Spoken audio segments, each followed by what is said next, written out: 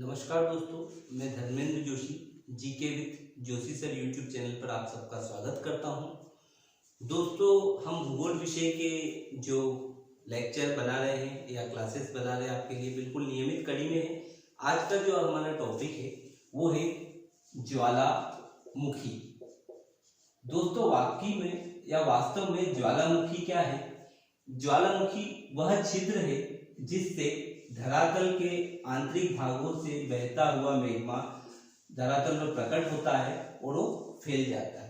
तो ज्वालामुख मतलब ये छिद्र जहां से लावा निकलता है, और ज्वालामुखी एक पूरी क्रिया या प्रोसेस है। ज्वालामुखी क्रिया में दोस्तों दो प्रकार के तत्वों की महत्वपूर्ण भूमिका होती है।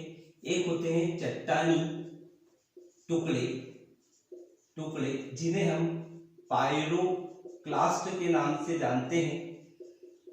ऐसा क्वेश्चन कई बार पूछा गया है कि ज्वालामुखी विस्फोट के समय धरातल पर जो चट्टानी टुकड़े निकलते हैं उन्हें किस नाम से जाना जाता है? तो उन्हें हम पायरोक्लास्ट कहते हैं। साथ ही इसमें धूल और राख की भी महत्वपूर्ण भूमिका होती है जिसे हम टफ कहते हैं। साथ ही ज्वालामुखी क्रिया में धरातल पर जो है कई प्रकार की, जैसे नाइट्रोजन, ऑक्सीजन, आर्गन, CO2 और जलवाष्प जैसे महत्वपूर्ण तत्व धरातल पर प्रकट होते हैं।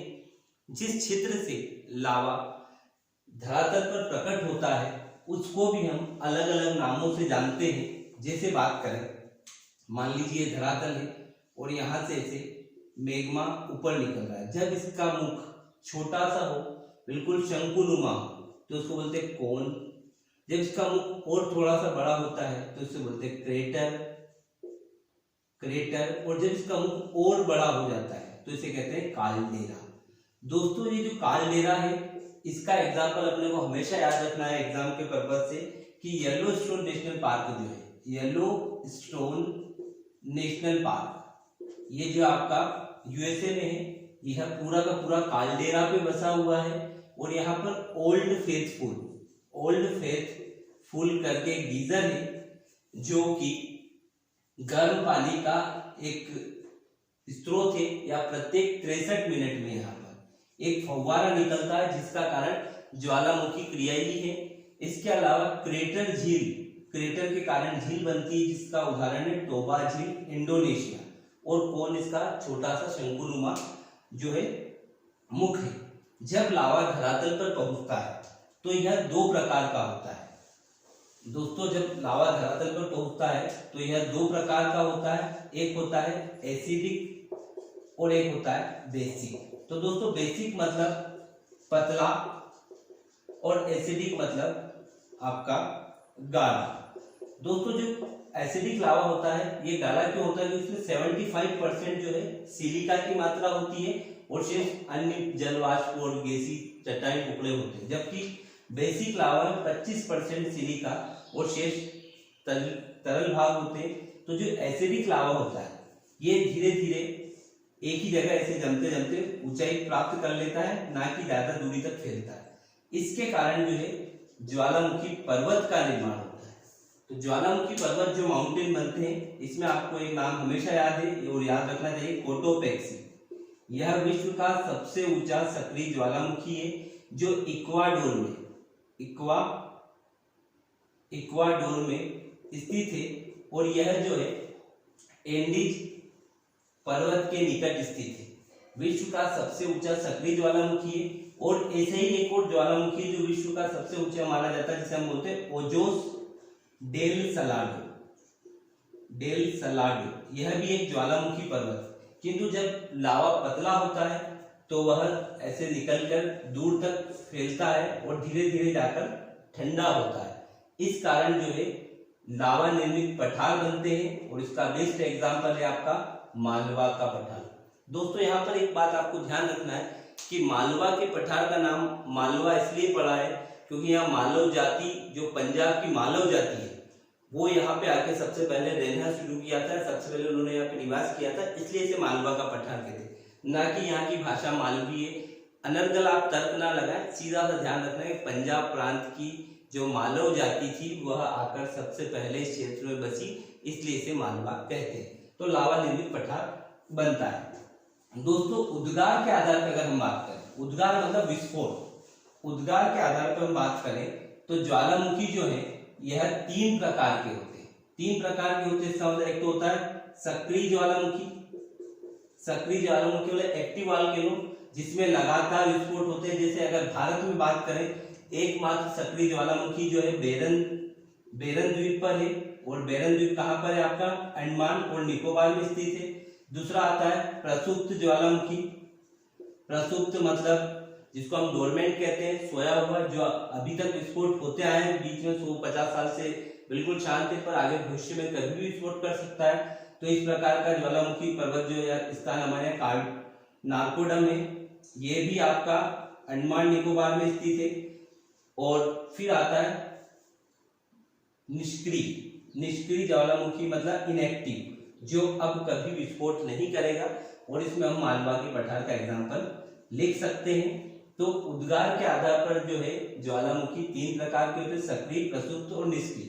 अब यहाँ बात करते हैं विश्व का सबसे जो सक्रिय ज्वालामुखी है वो है कोटोपैक्सी। विश्व का सर्वाधिक क्षेत्र में एरिया में फैला हुआ ज्वालामुखी जो है मोना लोवा है, ये आपका हवाई द्वीप पर स्थित है।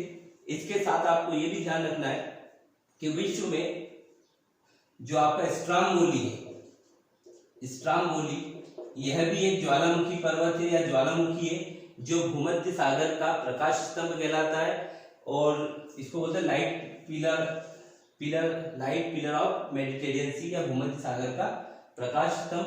इसके अलावा 2 महत्वपूर्ण विश्व में ऐसे स्थान चिन्हित किए गए जहां पर सर्वाधिक ज्वालामुखी आते हैं। तो वो आपका एक तो है परिप्रशांत मेखला, और दूसरा है आपका मध्य अटलांटिक पेटी। ये 2 ऐसे स्थान है जहां पर सर्वाधिक ज्वालामुखी आते हैं। दोस्तों ज्वालामुखी क्रिया के फलस्वरूप जो है नए भूखंड का निर्माण होता है, और इसी बेसिक लावा जो तरल लावा है, इसी के जमने के कारण आग्नेय चट्टानें बनती है, और इन आग्नेय चट्टानों में जब क्षरण होता है, मतलब कटाव होता है, टूटती फूटती है, तो फिर आपका काली मिट्टी बनती है। तो वास्तव में काली मिट्टी की जो प्रोसेस है वो है ज्वालामुखी क्रिया, और ज्वालामुखी क्रिया के बाद लावा फैलना, धीरे धीरे ठंडा होना, फिर चट्टानी स्वरूप, और उसके बाद चट्टानों से काली मिट्टी। मालवा के क्षेत्र में आपने कई स्थानों पर जैसे आपके कुएं देखे होंगे जहाँ पे काली चट्टान आती है, तो चट्टानों की जब धीरे धीरे कटाव होता जाता है तो काली मिट्टी में परिवर्तित हो जाते हैं। तो ये जो हमारा आज का टॉपिक था ज्वालामुखी। इसके बाद अगला जो टॉपिक पढ़ रहे हैं वो है आपका अपक्षय और अपर्दन, जिसके बारे में मैं आपको जानकारी देता हूं।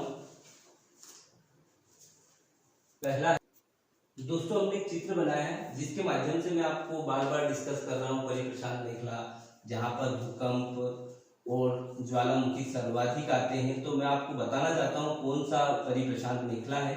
तो दोस्तों ये जो है, अगर हम इसको संपूर्ण पृथ्वी का एक या 7 महाद्वीपों का एक नक्शा माने, तो इसमें जो है ये आपका नॉर्थ अमेरिका है, ये साउथ अमेरिका है, ये आपका यहाँ से ये वाला जो हिस्सा है ये यूरोप है, ये एशिया है, ये अफ्रीका है, ये ऑस्ट्रेलिया है, ये एंटार्क्टिका है। तो दोस्तों यहाँ पर जो है पृथ्वी चूंकि गोल है, तो ये वाला जो हिस्सा है ये आपका परिप्रशांत मेखला कहलाता है, या पैसिफिक रिंग ऑफ फायर कहलाता है, जो फिर इधर जाके यहाँ पर ऐसे मिलता है। तो चूंकि पृथ्वी गोल है तो ये एक बिल्कुल प्रशांत महासागर की रिंग नुमा संरचना है, जहां पर प्लेटें टकराती है या दूर जाती है, जिस कारण इस पूरे क्षेत्र में यहाँ पर ज्वालामुखी और भूकंप आते हैं। यहाँ पे इसके बाद फिर एक मध्य महासागरीय या मध्य अटलांटिक पेटी, ये वाला क्षेत्र है जहां पर आपका ज्वालामुखी और भूकंप आते हैं। इसके अलावा एशियाई क्षेत्र में जो है यहाँ पर आपको ज्वालामुखी और भूकंप वाला क्षेत्र देखने को मिलता है। तो ये जो चित्र है ये आपको दर्शाता है कि किन स्थानों पर सर्वाधिक भूकंप एवं ज्वालामुखी आते हैं। दोस्तों विश्व में सर्वाधिक ज्वालामुखी वाला देश जो है फिलीपींस है, जबकि भूकंप वाला देश आपका जापान है। और इसके साथ आपको ये भी ध्यान रखना है कि विश्व के जितने भी ऊंचे ऊंचे पर्वत श्रृंखला है वो हमेशा दो प्लेटों के टकराव के स्थान पे ही बनी है। जैसे मैं इस चित्र के माध्यम से आपको बता देता हूं कि ये जो है आपका एंडीज पर्वत है, ये आपका रॉकी पर्वत है, ये आपका यहाँ पर हिमालय पर्वत है, फिर उसके बाद यहाँ पे आपका जो है यूरोप में यूराल पर्वत है, फिर अफ्रीका में यहाँ पर आपके एटलस पर्वत है, फिर यहाँ पर ग्रेट डिवाइडिंग रेंज ऑस्ट्रेलिया में है, यहाँ पर आपका क्युनलुन पर्वत है, यहाँ पर हिंदू कुश पर्वत है। इस तरह से दोस्तों ये हमारी कुछ पर्वतीय संरचना है जहाँ पर भूकंप के झटके एवं ज्वालामुखी आपको फेस करने को मिलते हैं। जैसे हम बात कर रहे थे भारत में, तो भारत के संदर्भ में यहाँ पे अंडमान निकोबार में यहाँ पर आपका नारकोडम और बेरन स्थित है। साथ ही भारत में सर्वाधिक भूकंप वाला जो क्षेत्र है वो आपका सिक्किम राज्य यहाँ स्थित है। इसके अलावा आपको ध्यान रखना है कि विश्व में सर्वाधिक भूकंप वाला देश तो जापान है, यहाँ स्थित है। फिलीपींस जो है और इसके जापान थोड़ा सा यहाँ ऊपर है और फिलीपींस यहाँ स्थित है। तो ये हमारे चित्र के माध्यम से भूकंप एवं ज्वालामुखी वाले क्षेत्र थे। आज की वीडियो में बस दोस्तों इतना ही। वीडियो कैसा लगा लाइक एंड शेयर करें। साथ ही जो आपका अपक्षय और अपर्दन वाला टॉपिक है उसको हम कल की क्लास में करेंगे। धन्यवाद।